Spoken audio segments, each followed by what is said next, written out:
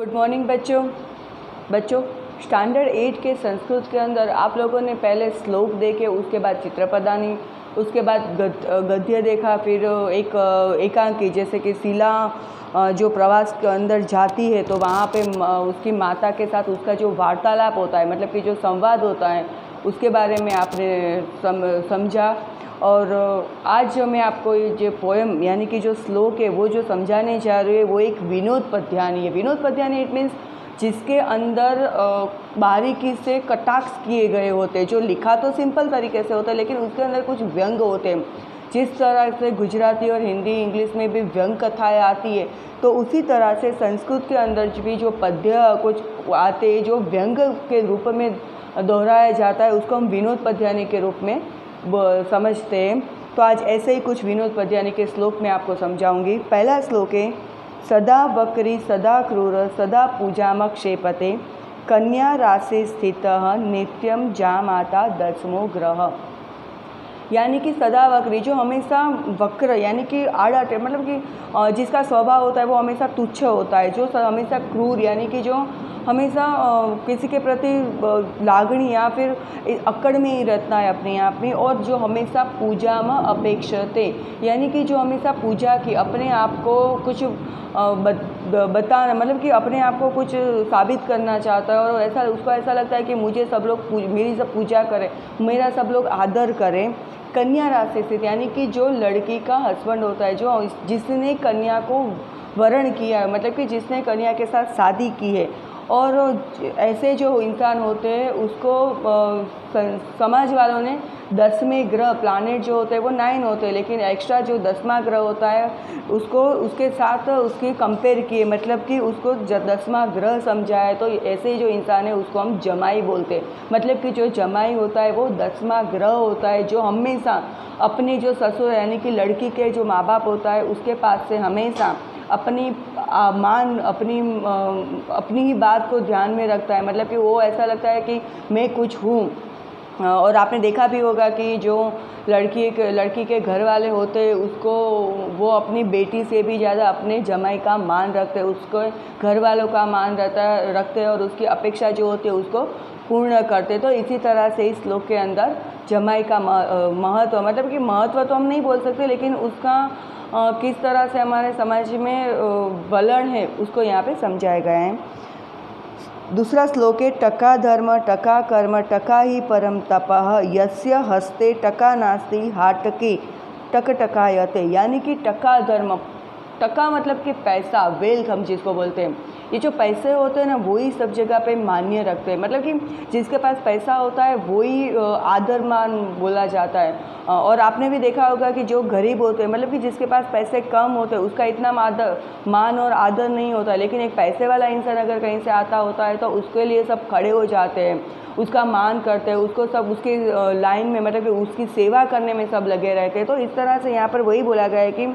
टका ही परम तप, टका जो पैसा जो है वो ही सबसे अच्छा तप है। और जिसके हाथ के अंदर से ये पैसे चले जाते वो दर बदर यानी कि एक दुकान से दूसरी जगह दुकान पे घूमते रहते हैं, उसको कोई भी बुलाता नहीं है। तो मतलब कि जब तक आपके पास पैसा रहेगा आपका मान सम्मान बढ़ता रहेगा, लेकिन आपके हाथ से एक बार पैसे चले गए आप बिना नाम के हो जाओगे। तीसरा जो श्लोक है वो है, घटम भिन्नात पटम छिन्नात कुर्या द्राक्ष भारोहणम येन केन प्रकारेण प्रसिद्ध पुरुषो भवेत।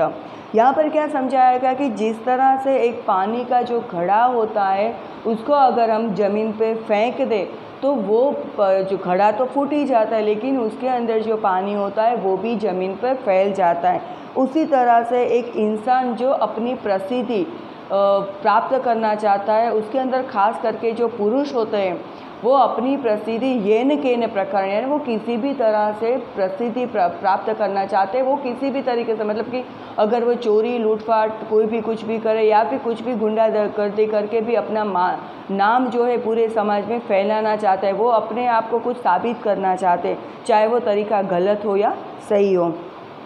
और साथ में यहाँ पर इस तरह से भी बोला गया है कि on the riding of the dog, कि वो गधे के ऊपर चढ़कर भी वो अपनी प्रसिद्धि प्राप्त करना चाहता है। मतलब कि वो ये नहीं सोचते कि यहाँ पे मेरा बुरा लगेगा का या सही लगेगा, मैं जो काम करा वो सही है या गलत है, बस उसे तो सिर्फ प्रसिद्धि ही प्राप्त करनी होती है।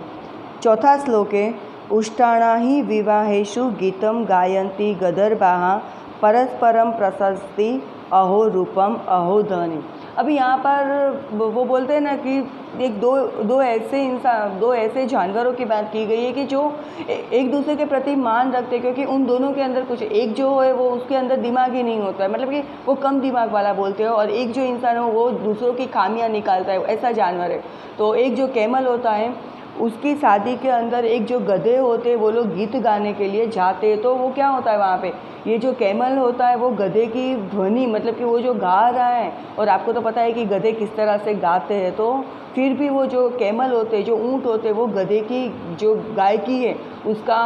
प्रशंसा करते हैं। वो बोलते हैं कि ओह कितना सुंदर आवाज़ है, और जो गधा होता है वो भी ऊँट की खूबसूरती के बारे में प्रशंसा करता है कि आप कितना अच्छे लग रहे हो। तो इस तरह से दो परस्पर ऐसे इंसान मिल जाते हैं कि जिसका माइंड लेवल होता है वो थोड़ा कम होता है, या फिर उसकी प्रकृति ऐसी होती है, तो ऐसे जो इंसान मिल जाते तब कोई भी बात मायने नहीं रखती, मतलब कि वो अच्छी बात तो कर ही नहीं सकते। तो यहाँ पर इसी तरह से दो ऐसे इंसानों के बारे में बात यहाँ पे दी गई है कि जो दोनों एक दूसरे की खामियां नहीं निकालते, लेकिन एक दूसरे की प्रशंसाएँ करते रहते हैं। फिफ्थ श्लोक है, कन्या वरयते रूपम माता वित्तं पिता श्रुतं बांधवाः कुलमिच्छन्ति मिष्टान्नमित्तरे जनाः। यानी कि यहाँ पर इस तरह से बोला गया है कि जो एक शादी के अंदर जो जब शादी होती है किसी की, तो जो लड़की होती है वो मतलब कि वो लड़के को ध्यान में रखकर शादी करती है, और जो माता होती है वो उसके पैसे के, मतलब माता देखती है कि उसके पास कितना पैसा है, मेरी बेटी वहाँ पे सुखी रहेगी कि नहीं, तो ये सारी बातें देखती है। जो पिता होता है वो उसकी जॉब, यानी कि उसकी सर्विस क्या है, वो कितना कमाता है, और वो कैसे सर्कल में रहता है बाहर, तो वो ये सब चीज़ें देखता है। लड़की का जो भाई होता है वो उसके कुल के बारे में, मतलब वो कौन से कुल में से आता है, उसका कुल अच्छा है कि नहीं अच्छा है, तो इस तरह से वो सारी चीज़ें देखते हैं। लेकिन जो शादी में आते हैं, जो अलग, मतलब कि जो दूसरे पीपल होते हैं जो वहाँ पे खाना खाने के लिए या फिर शादी में शामिल होने के लिए आते हैं, वो लोग सिर्फ इतना ही देखते हैं, उसका ध्यान सिर्फ उसके खाने के अंदर कौन सी मिठाई रखी है, कौन कौन से पकवान रखे गए, किस तरह से रखे, और उसका स्वाद क्या था। तो ये सारी चीज़ें जो दो दूसरे पीपल होते हैं वो सब ध्यान में रखते हैं। मतलब कि शादी जो एक मेन जगह शादी की है, लेकिन उसके अंदर उसको अलग अलग नज़रिए से सब लोग देखते हैं। लास्ट वाला श्लोक है, वैद्यराज नमस्तुभ्यं यम राज सहोदरः यमस्तु हरति प्राणानम वैदः प्राणानम धनानि च। यानी कि इस श्लोक के अंदर बहुत ही अच्छी बात कही गई है कि वैद्य जो होते हैं उसको हम प्रणाम करते हैं। हमें पता है कि हम डॉक्टर का बहुत ही आदर और मान से हम बुलाते हैं, और जो यम होता है वो हमेशा हमारी प्राण हर लेता है, तो उसको हम इतना मान नहीं देते। लेकिन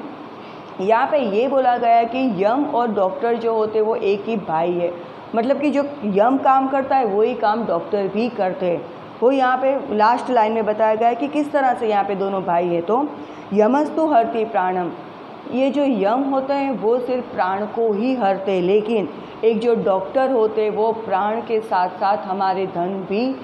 ले लेता है। मतलब कि जो डॉक्टर होता है वो यम से भी गया गुजरा होता है। तो इस तरह से यहाँ एक डॉक्टर, ऐसे डॉक्टर को जो सिर्फ पैसों को ही महत्व रखते, जो दर्दी पेशेंट को अपना समझकर काम नहीं करते, उसको सिर्फ अपने बिल की ही पड़ी रहती है, वो ये नहीं देखती कि उनके पास